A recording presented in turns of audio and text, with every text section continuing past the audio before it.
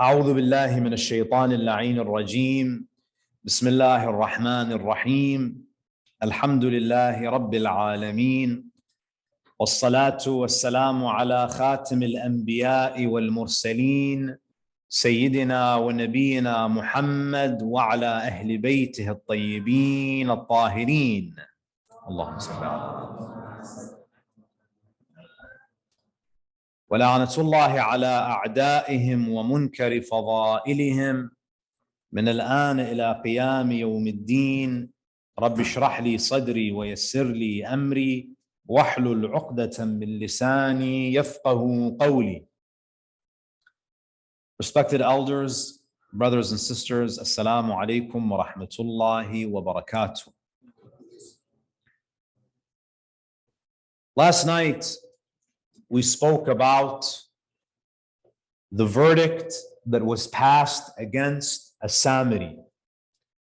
If you recall, during the absence of Musa alayhi salam, when he was on Mount Sinai, there was a mutiny that was created during those 10 days, because Musa alayhi salam initially was supposed to spend 30 days on Mount Sinai receiving revelation. Allah extended that meeting by an additional 10 days.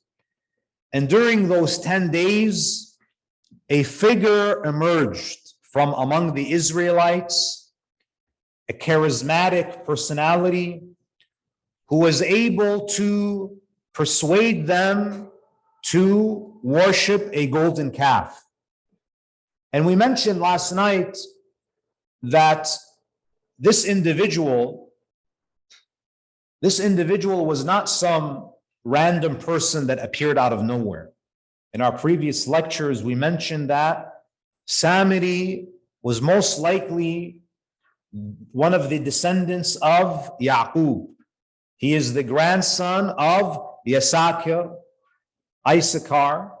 and therefore he's a prominent figure in the community who had attained some knowledge from the teachings of Musa alayhi salam, and that knowledge and that understanding of the Musawi tradition gave him legitimacy in the eyes of the Israelites. And this was a man of very powerful oratory skills.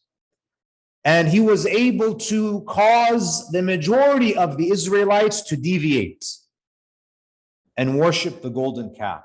And we mentioned that the reason why the Israelites were prone and they were inclined to worship a golden calf is because if you study ancient Egyptian mythology, you'll find that one of their most prominent deities was Apis, and that deity existed in the form of a golden bull. It was a deity that was worshipped by the ancient Egyptians, and it was considered the god of fertility, the god that would offer them protection from the spirits of the dead, and it was the god of vitality and so on. So because Egyptian mythology was so ingrained in them, the worship of the golden calf was familiar to them. And Samiri exploited that familiarity.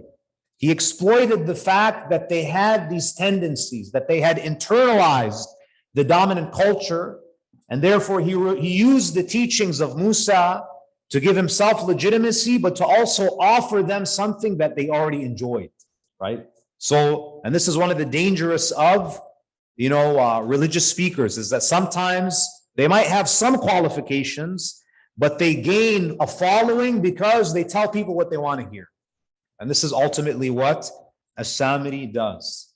Now, with regard to the punishment that was meted out against al-Samiri, the Quran tells us, and we referenced this last night, ayah 97, Surah Taha, Allah says, on the tongue of Musa is listening to essentially the confession of Samiri. Samiri does not deny that he was the mastermind. He admits that his soul had enticed him to misguide the Israelites. قَالَ فَاذْهَبْ Musa alayhi salam banishes him. This was the punishment of a Samiri, and it was the punishment of excommunication. He did not put him to death, presumably because he did not want him to become a martyr in the eyes of the Israelites, because sometimes the worst thing that you can do to these people is give them the death penalty, because this will only, cause them to become martyrs. And we even saw this in our recent history. Until today, there are many Arabs and many Muslims who consider Saddam Hussein to be a martyr, because he was put to death and he became a hero. So sometimes they become idolized when you put them to death. So Musa, in his wisdom, he felt that such a person essentially needs to be stripped of his platform. He needs to be censored. He needs to be excommunicated. Now, one of the things that's mentioned as a worldly punishment for Samiri is that the Quran says, فَاذْهَبْ فَإِنَّ Musa tells him, فَإِنَّ لَكَ فِي الْحَيَاةِ أَن تَقُولَ لَا مِسَاسٍ. For you in this world is nothing but for you to say, do not touch me. So Musa alayhi salam, here he reveals the fate of Samiri in this life. And that is, and this is something that has generated a lot of discussion among the Mufassirin. What does it mean for Musa to spend the rest of his life saying, don't touch me? Some scholars have postulated that he might have been afflicted with some sort of illness that did not allow him to come in contact with other people. Maybe his immune system became compromised. Maybe he developed some type of psychological disorder where he was not able to be around people anymore. And this was a worldly punishment for him. And the Quran says that وَأَنَّ لَكَ مَوْعِدًا لَن تُخْلَفَهُ. But there is a punishment that awaits you in the hereafter. Now, this is the punishment that is given to Samiri. Now, the question here that arises, Musa alayhi salam had interrogated Harun. Harun's innocence was proven. Contrary to the biblical narrative, Harun had nothing to do with the Israelites worshiping the golden calf. Samiri is guilty. He is given the punishment of banishment, and he's afflicted with some mysterious illness that causes him to completely isolate himself from his community. Now, Musa alayhi salam, he turns his attention to the rest of the community. That yes, he has addressed the head of the fitna, which is Samiri. But you people who were duped, you're also not innocent. Musa alayhi salam is now questioning Bani Israel, those who followed this impostor. So we can't think that we were just following what we were. Why did you listen to him? Why were you so naive? Why were you blind sheep? So here, Musa alayhi salam, he turns to the Israelites. Verse 86 of Surah Taha, Surah 20, ayah number 86. فَرَجَعَ مُوسَى إِلَىٰ قَوْمِهِ غَضْبَانَ أَسِفًا. So here this ayah says, and Musa returned to his people. He was angry at what he saw. They were worshiping the golden calf, and he was grieved. He felt so disappointed that after all of his efforts, his community were engaging in the most serious of sins. And then he begins addressing his community. Now, this is where the questioning of Bani Israel takes place. قال يا قوم ألم يعدكم ربكم وعدا حسنا. He says to his people that, oh my people, didn't Allah subhanahu wa ta'ala give you a good promise? Didn't Allah subhanahu wa ta'ala give you that good promise? Allah promised to save you from Fir'aun, and Allah fulfilled his promise. Allah subhanahu wa ta'ala had promised you that He will deliver you to the Holy Land. Why don't you trust Allah subhanahu wa ta'ala? Has Allah ever fallen short in His promise to you? And this is very important for us to reflect upon, especially when it comes to rizq. When we were in the wombs of our mothers, Allah subhanahu wa ta'ala delivered sustenance to us even when we were helpless. We had no power. We could not even articulate our needs.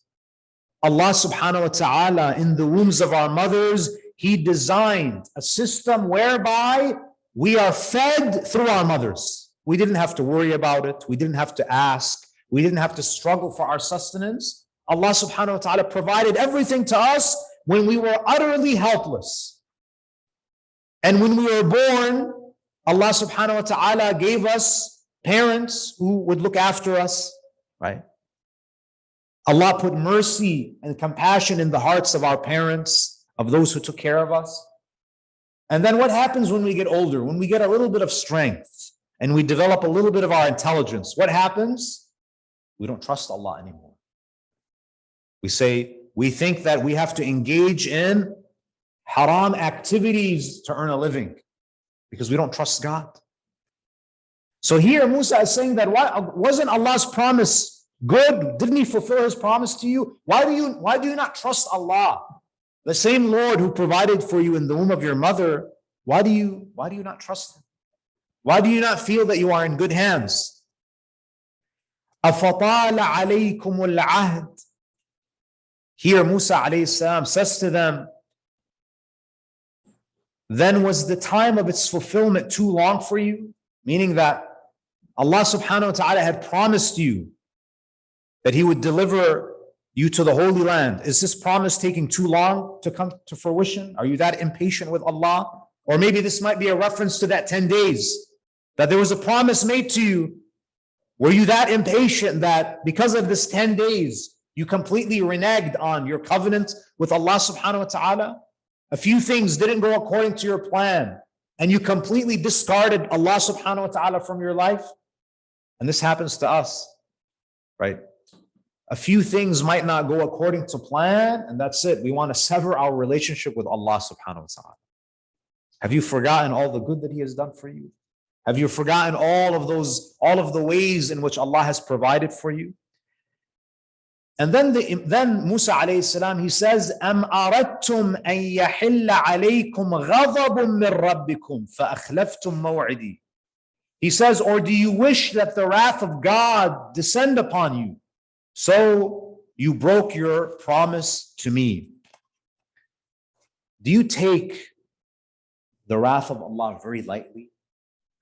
This is something that many of us may fall into. You know, I don't know if I mentioned this here, but there are two major sins in the Islamic tradition that relate to the way that we think about God.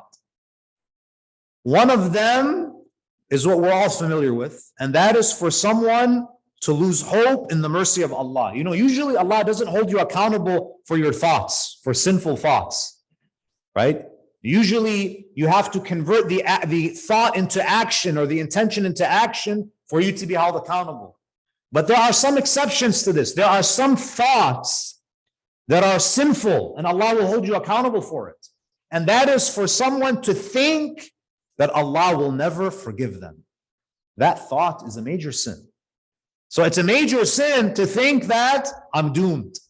Allah subhanahu wa ta'ala will never forgive me. I'm too messed up to be accepted by Allah subhanahu wa ta'ala. That thought is a sin. Imagine. That's something that we have to teach our kids. That the biggest sin is to think that Allah has shut the door on you, that Allah will never forgive you. So this is one extreme. But there's also another extreme. And some people fall into this other extreme. And that is, Allah subhanahu wa ta'ala is too kind to ever punish me. To feel immune. That you people, yes, you are the children of Yaqub. No one is denying that. You are the children of that great prophet of God. You are the only flag bearers of monotheism. This was a great honor. Allah honored you. Allah elevated you. Allah provided you with so much. But don't think that you are immune from Allah's accountability. If you make mistakes, Allah will hold you accountable. So don't use His vast mercy as an excuse to disobey Him. Do not allow His mercy to embolden you to go against Allah subhanahu wa ta'ala. So you need to take the wrath of Allah subhanahu wa ta'ala seriously. And look at what, so Musa ties, he connects the wrath of Allah with what? Breaking their promise to Musa. فَأَخْلَفْتُمْ مَوْعِدِي. He says, do you want the wrath of God to descend upon you for breaking your promise to me? That means what? One of the major sins that we can commit is to break our covenant with the messengers of God, the messengers of Allah. We expose ourselves to Allah's punishment. Now, one of the most important covenants that the Prophet has made with us, there is a covenant that the Prophet made with every single Muslim. And it's a covenant that you should not take lightly. You should not break this promise, this covenant with the Prophet. What's the covenant that the Prophet made with us? إِنِّي تَارِكٌ فِيكُمُ الثَّقَلَيْن كِتَابَ اللَّهِ وَعِتْرَةِ أَهْلَ بَيْتِي مَا إِن تَمَسَّكْتُمْ بِهِمَا لَن تَضِلُّوا بَعْدِي أَبَدًا. The Prophet said, I am leaving behind two weighty things that if you hold to them, you will never go astray. The book of Allah and my Ahlul Bayt. We will be held accountable. And the Prophet, he wanted this message to reach all of us. So if months go by and we don't even open up the Quran, and if months go by and we don't even bother dedicating some time to increasing our understanding of the prophetic teachings through the Ahlul Bayt, can we really look at the Prophet on the Day of Judgment and say, Ya Rasulullah, we held on to that covenant that you left, that legacy that you left for us? We won't be able to say that. And if you look at the Muslim world today, I think that many Sunnis and many Shias have failed to uphold this covenant. You see many Shias today, unfortunately, and I say this as a follower of Ahlul Bayt, and I blame myself before anybody. Some of us, we think that our love for Ahlul Bayt is sufficient, and we don't really need to develop a relationship with the Quran. But I have Imam al-Hussein, I have majalis, I come to the majlis, I read Dua Kumail, I participate in Ma'tam, and that's enough. That's not enough, because if it was enough, the Prophet would have said that's enough. The Prophet says, I'm leaving behind you two things. You need both of them to remain on the straight path. You can't just choose one of them, because each of these two reminds you that you need the other. The Quran reminds you that you need the Prophet and his family. فَاسْأَلُوا أَهْلَ الذِّكْرِ إِن كُنتُمْ لَا تَعْلَمُونَ. And the ahadith of the Ahlul Bayt are always calling us back to the Quran. So sometimes among the Shias, there is this sense, not all of them, but at least some of them, there's this sense that Quran is secondary. Ahlul Bayt is the most important, Quran is secondary. I know a lot of stories about the Ahlul Bayt, but I'm not familiar with the Quran. You have broken the covenant with the Prophet. The Prophet said, two things I've left behind. And sometimes you see among our Sunni brothers and sisters, and again, I say this with all due respect, not all of them, but there's a sizable amount of them, where you can attend Friday prayer, one Friday prayer after the other, and you might go an entire year and you will not hear a single reference to Imam al-Hassan, Imam al-Hussein, and Fatima al-Zahra, and Imam al-Sajjad. You won't hear about Ahlul Bayt. The Prophet says that we have to hold on to both of these things. So all Muslims have to come back to the covenant that we have with the Prophet, the promise that we all make to the Prophet as Muslims, that we are to follow him, follow his instructions. And the most important instruction of the Prophet is that I'm leaving this world. I won't be here forever. but I'm leaving two important handles for you that will keep you connected to Allah. And that is the Quran and the Ahlul Bayt salawatullahi alayhim ajma'een.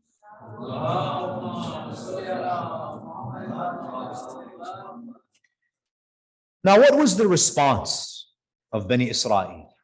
Musa alayhi salam, he says to them that you guys, why don't you guys recall, was Allah's promise not good enough for you? Was the fulfillment of the divine promise delayed, that you lost patience? Do you take the wrath of Allah lightly? What is their response? It's very interesting what they say in response to Musa. Ayah number 87 of Surah Taha. قالوا ما أخلفنا موعدك بملكنا ولكننا حملنا أوزارا من زينة القوم فقذفناها فكذلك ألقى السامري. It's very interesting what they say. They said, we did not break our promise to you by our will. Meaning that we didn't break our promise to you out of our own free will. We were compelled to do so. We didn't have a choice. Now, this is very bizarre for them to say that it wasn't in our hands. And this statement reveals to us how powerful Samiri was as a speaker. It's as if Bani Israel is saying that when Samiri stood and he was speaking to us and he was delivering his sermons to us, we were captivated by the eloquence of Samiri. We were so enchanted by his words that we felt that we had lost our free will. Look at the power of speech. Look how important it is to make sure that you're listening to someone who's qualified, because you might be completely taken and absorbed by someone's rhetoric.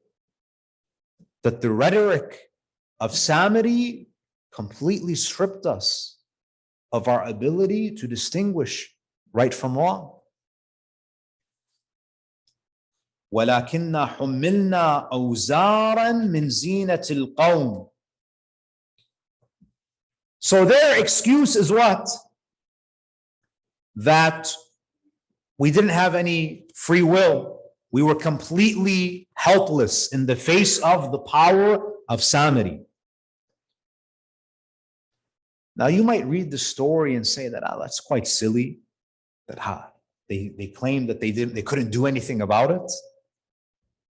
This is something that many of us, I hope not, but many of us might. Quran mentions an ayah where some of us who die in a state of sin, in a state of misguidance, in a state where we're far from God, when the angels of death come and they take us, this is what we will say to the angels.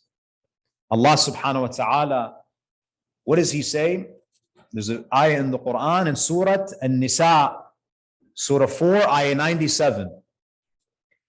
إِنَّ الَّذِينَ تَوَفَّاهُمُ الْمَلَائِكَةُ ظَالِمِي أَنفُسِهِمْ. You see, the angels of death, and of course, Malakul Maut, Israel is the head, but Malakul Maut also has helpers. And we have some traditions that tell us the main angel of death, Israel, only gets involved with high-profile people, right, as they say. If it's a very righteous person, he takes the soul. Or if it's a very wicked person, he gets involved. High-profile people, whether they are good or bad, he does it directly. But for the rest, he has helpers, angels, lower-level angels who are under him that take the soul, capture the souls of the people. Now, there are some people, when they die, they are in a state of dhulm against themselves. They are wronging themselves, meaning they die in a state of sin. They die in a place, in a spiritual state where they're distant from God. And this is why we have to be very careful, brothers and sisters. Sometimes we might be doing things that we know are wrong. We know it's haram. But in those moments, we have to ask ourselves, what if Malakul Maut catches me at this moment?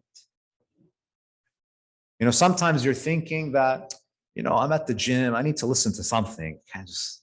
So it's okay, Allah, I'll just listen to this song just to give me a little bit of, to pump me up a little bit. It's only 30 minutes. And you think that it's not a big deal, right? It's just, and you know, in your heart of hearts, you know that this is haram music. Sometimes we ask this Maulana and we're shopping for the fatwa that's going to make us feel less guilty. But deep down, we know in our conscience, we know what's right and what's wrong, what's allowed and what's not. Now imagine you drop dead in that moment while you are in the middle of committing a sin. Imagine what your state would be. Imagine, sometimes we don't realize that we need to pay attention to ourselves at every moment because we don't want to die while we're in the middle of committing a sin. Got to be careful. So this ayah says, the angels of death, they capture some people while they are engaged in dhulm against themselves. قالوا فيما كنتم. The angels, خلاص. When you die, now you've entered a different world. Now you see angels are speaking to you. It's a quite frightening transition. The angels will say, what's your situation? We say, we caught you at a bad time, it seems. فيما كنتم. And look at the answer. نعوذ بالله. قالوا كنا مستضعفين في الأرض. We were oppressed in this world, right? Where we would say, for example, we were living in an area where there were very few masajid, we didn't have a strong community, excuses, right? We were overpowered. We live in this part of the world, we're a part of this community, we go to these, the dominant culture overpowered us. And we integrate, we just assimilated, we blended in. What was the answer of the angels? Oh, okay, it's fine. Oh, you just didn't have any more free will? Oh, you were overwhelmed? It's too much? Too many negative influences? What did the angels say? قالوا ألم تكن أرض الله واسعة فتهاجروا فيها. They will say, wasn't the earth that God created vast enough where you could have just went somewhere else? You could have taken yourself out of those polluted environments and you could have sought out those environments that could have nurtured your spirituality. Now, I'm not saying you need to pick up and move, but at the very least, pay attention to where you put yourself. You hang around corrupt people, you're going to be corrupt. You hang around people who are far from God, it's going to diminish your spirituality. That's not an excuse. Allah gave you free will. You chose those friends. You chose to go to those places. You chose to send your kids to those schools. You chose to live in that neighborhood. Why did you not make God-centric decisions? Your decisions were all based on what's going to get me the most money in terms of career. And when it comes to sending your kids to school, you didn't care about preserving their Islamic identity. I want them to get into the best school so they can get the best job and make the most money. You were only concerned about their wealth and their social prestige. You didn't realize that your kids belong to Allah. They don't belong to you. Allah gave them to you as a trust. There was a covenant between you and Allah. But you decided to ignore what Allah wants. And you decided to make the dunya your ultimate excuse. This is not an acceptable excuse.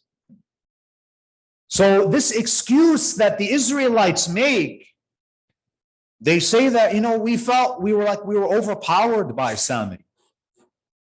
فَكَذَلِكَ أَلْقَى السَّامِرِ. And this is, alqa could either mean this is what he said, or he also threw the gold and he melted the gold. We were just following him. Yes, Allah will hold those false leaders accountable, but he'll also punish the blind sheep. Don't be a blind sheep. Don't say, oh Allah, I was just following fulan. I was following so-and-so. Allah will say, don't you have a mind? Why did you follow this person? Were you a sheep? Are you insan or are you a sheep? Can't be sheep.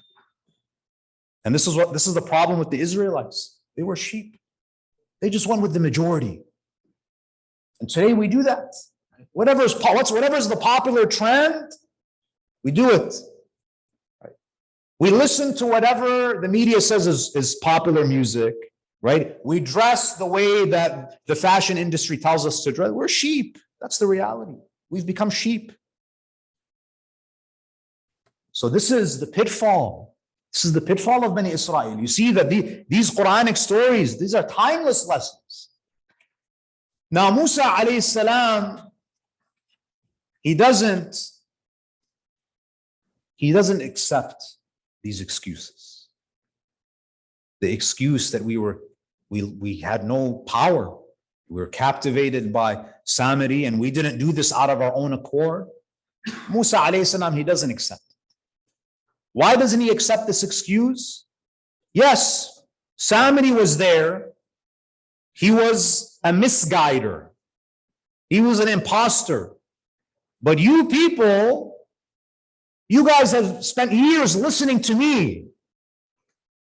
You are the same community that has been listening to my words for many years. I spent years instilling Tawheed in you. So you guys are not a bunch of newbies who should be manipulated like this.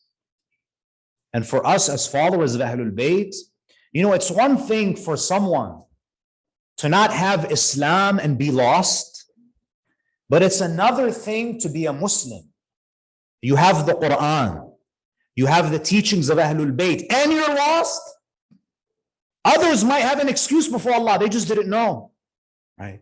Your colleague, your neighbor, they're lost, in sort of al-Thaqalayn, as we say, because they didn't have the sources of guidance. Imagine what the expectation is of us. You're lost, you're confused, you lived this shameful life while you had this rich legacy of knowledge. Our hisab is not going to be like the hisab of others, brothers and sisters. It's not. We don't have the same excuses as others. Some person might be living in some part of the world where they just didn't know.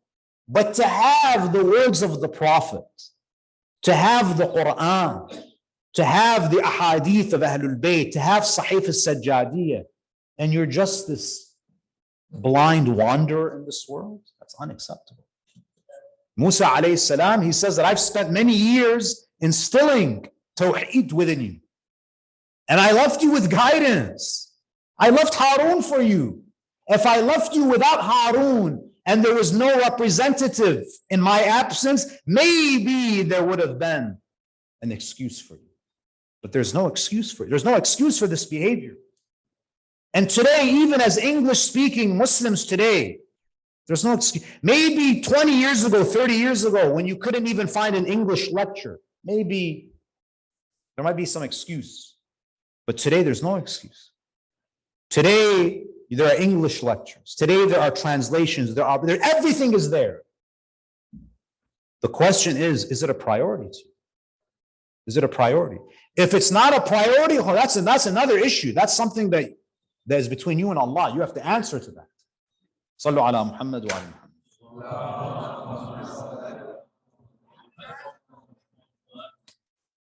Now, what makes it even worse is, I hear some recitation, if we can lower the volume. Sallu ala Muhammad wa ala Muhammad.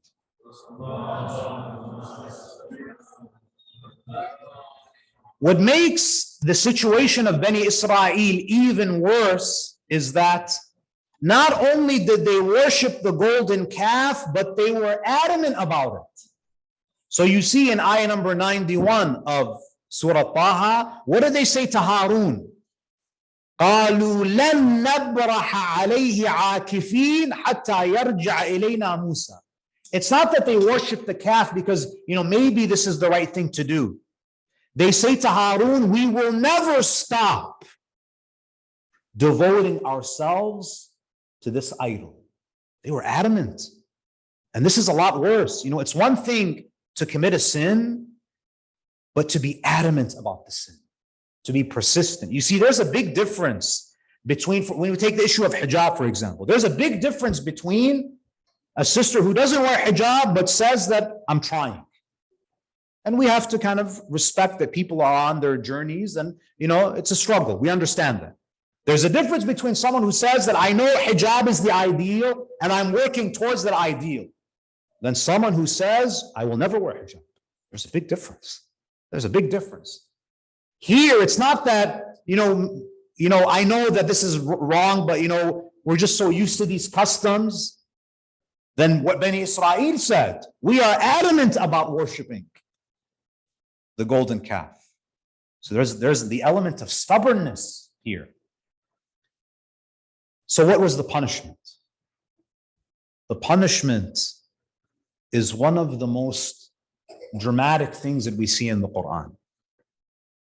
One of the most severe worldly punishments that is mentioned in the Quran. Musa, he doesn't accept their excuse. What does he say? If you go to Surah Al-A'raf, Surah 7, Ayah 152. إِنَّ الَّذِينَ اتَّخَذُوا الْعِجْلَ سَيَنَالُهُمْ غَضَبٌ مِّن رَّبِّهِمْ وَذِلَّةٌ فِي الْحَيَاةِ الدُّنْيَا وَكَذَلِكَ نَجْزِي الْمُفْتَرِينَ. Those who took the golden calf as a god, they will incur the wrath of God in this life and they will be humiliated in this life. Now, what was the exact punishment? Because that's still vague, that the wrath of God is going to descend upon them in this life. If you go to Surah al-Baqara, Surah 2, verse 54, this is where Musa gives his verdict. He actually announces the punishment for Bani Israel. وَإِذْ قَالَ مُوسَى, ayah 54 of Surah Al-Baqarah, وَإِذْ قَالَ مُوسَى لِقَوْمِهِ يَا قَوْمِ إِنَّكُمْ ظَلَمْتُمْ أَنفُسَكُمْ بِاتِّخَاذِكُمُ الْعِجْلِ. Oh my people, you have done dhulm against yourselves for worshiping this calf. What you did was an act of aggression against your own soul. فَتُوبُوا إِلَىٰ بَارِئِكُمْ. So repent to your Creator. And then what does he say? فَاقْتُلُوا أَنفُسَكُمْ ذَلِكُمْ خَيْرٌ لَكُمْ عِنْدَ بَارِئِكُمْ. And kill yourselves. And that is better for you in the eyes of your Creator. Now, when you read this verse, what's going on here? Is Musa announcing to them that your punishment is each and every one of you has to commit suicide? The Mufassirin of the Quran, they say, no, that's not what's being stated here. If you go to the Hadith literature, the punishment was as follows, and it's a very severe punishment, and I'll explain why the punishment is so severe. The punishment is that 12,000 of the Israelites did not worship the golden calf. The majority did. Kill yourselves means that those who worship the calf are given the death penalty by Musa. This is mentioned in the Old Testament, by the way. This is mentioned in the Old Testament and it's alluded to in the Quran here. They are given the death penalty. Now, who is to give the death penalty? The 12,000 who did not worship are to execute those who worshipped the golden calf. So now, you might have family members who are on both sides. So you might have a situation where father is on one side and son is on the other side, and the father has to put the son to death. Now, when you read this, this is like a This is a very intense, a very shocking punishment. Now, some scholars have said that the punishment was announced, but at the last second, they were pardoned. In the same way that with Ibrahim's dream, he was commanded to slaughter, but then he never followed through with it. Here, some scholars have said that this was done to demonstrate to them the gravity of the sin that they've committed, so they will never go back to the worship of idols. That this proclivity that they have towards idol worship, it has to be uprooted from their hearts. And the only way to uproot it is for them to be exposed to what you and I would perceive as a very harsh punishment. Because if it's a very light, if it's a slap on the wrist, they're never going to give up this damaging practice, this destructive behavior of worshiping idols. Now, many ahadith say that no, the execution did take place. That those who did not worship idols, they had to put the others to death. And as this was happening, and this would remain, this would be ingrained in the collective conscience of the Israelites. And Allah mentions this as He's mentioning the blessings that He conferred upon Bani Israel in Surah al-Baqara. Allah mentions this punishment as a blessing. Now, you and I might think that this doesn't seem like a blessing, but there are many things that we think are harsh, but it actually has a spiritual benefit to them. What would have been worse is for them to get a slap on the wrist and them to remain with this inclination towards worshiping other than God. This episode completely uprooted the desire that they had for worshiping idols. The narrations say the execution was taking place, and then when they saw that the death toll was being elevated, some of the Israelites, they say, and this narration is mentioned by Allam al-Majlisi, and they say to each other, they say to Musa, that is there any way for us to intercede with Allah and to put an end to this punishment where not all of us are going to be punished? O Musa, were you not the one who taught us that if we want Allah subhanahu wa ta'ala to pardon us and to forgive us, that we should intercede with Him in the name of His final messenger, Muhammad ibn Abdullah, and his Ahlul Bayt? So Allam al-Majlisi, he mentions that as this mass execution is taking place, the Israelites, they turn to Musa and they say, "O Musa, we are turning to Allah for the sake of Muhammad and his blessed family to forgive us." And the narrations say that the punishment stopped after a limited number of them were executed. And through the wasila of the Ahlul Bayt, that punishment was ultimately halted.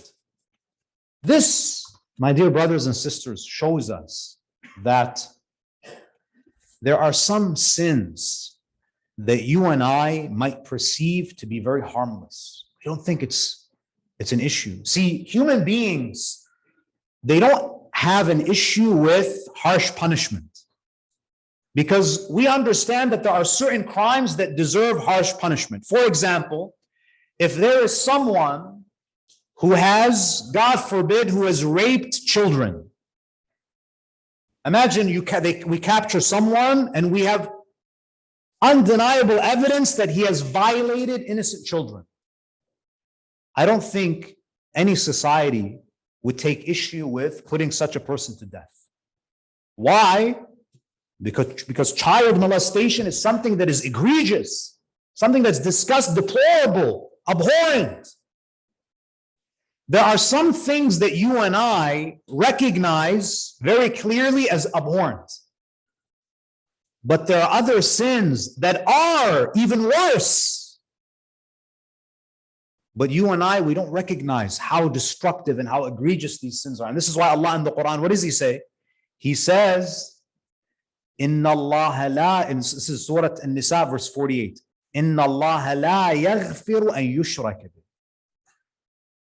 The most significant sin in the Quran is to ascribe partners to Allah subhanahu wa ta'ala.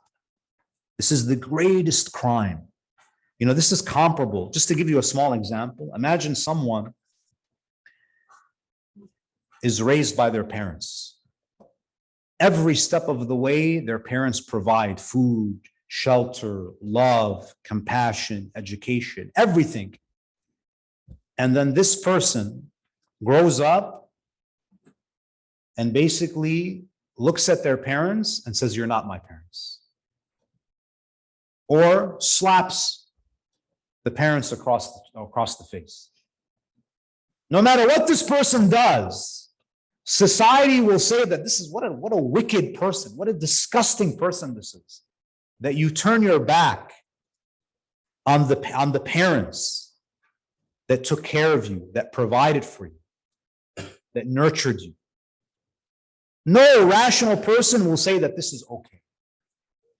Now you take this and you amplify it. Allah subhanahu wa ta'ala, the one who provides for you, the one who takes care of you, the one who you need more than anything, the one whom if you turn to anything other than Him, you will face nothing but misery. To equalize anything with Allah subhanahu wa ta'ala, this is the most destructive thing that you can do.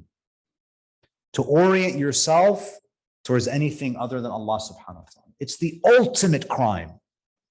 And therefore Allah subhanahu wa ta'ala in the Quran, He puts Bani Israel through this great punishment. Why?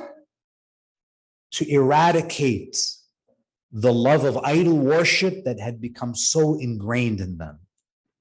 And inshallah, in the subsequent lectures, we'll examine another incident where, again, this concept of worshiping the golden calf again comes up. We ask Allah subhanahu wa ta'ala to bless us and to guide us and to illuminate our hearts with the teachings of Muhammad wa ali Muhammad. Wa akhir da'wana alhamdulillahi rabbil alameen wa sallallahu ala Muhammadin wa alihi al-tahirin. اللهم صل على محمد